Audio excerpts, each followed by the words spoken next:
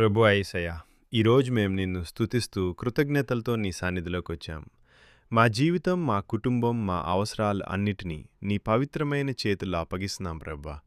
మా హృదయాల్లో ఉన్న ప్రతి భయం, ప్రతి ఆందోళన, ప్రతి కన్నీటిని నీవు చూడగలవు.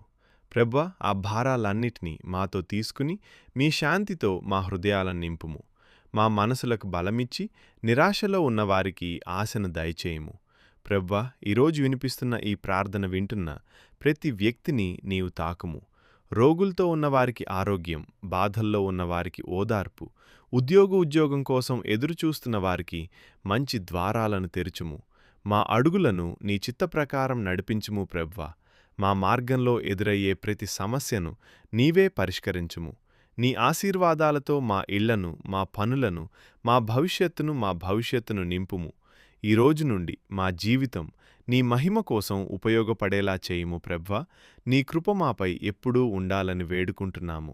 యేసుక్రీస్తు పవిత్ర నామములో ప్రార్థించి వేడుకుంటున్నాము. ఆమేన్.